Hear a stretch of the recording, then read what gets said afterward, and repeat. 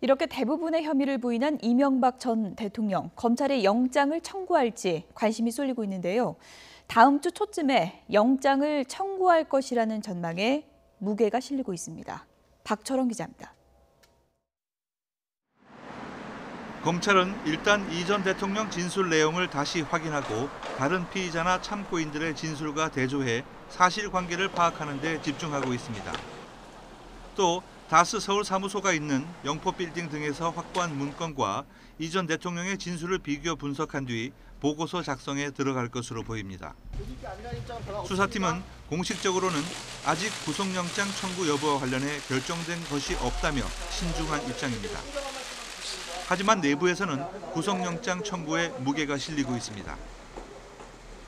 100억 원이 넘는 뇌물수수와 다스 비자금 규모도 300억 원대에 이를 정도로 범죄 혐의가 중대한 데다 이 전 대통령이 주요 혐의를 부인하고 있기 때문입니다.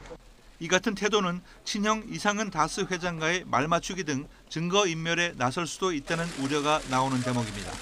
또 김백준 전 총무기획관이 국정원 특수활동비 상납 방조범으로 구속돼 재판에 넘겨지는 등 측근들이 이미 형사처벌된 점을 고려하면 형평성 차원에서도 주범격인 전직 대통령을 예외로 할 수 없다는 의견이 우세합니다.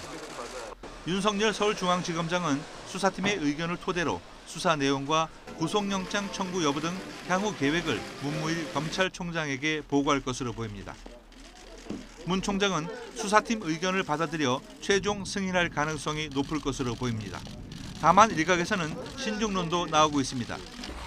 이 전 대통령의 도주 우려가 없으며 두 전직 대통령을 1년 사이에 차례로 구속하는 것에 대한 정치적 부담 등을 고려하는 것이 필요하다는 의견도 있습니다.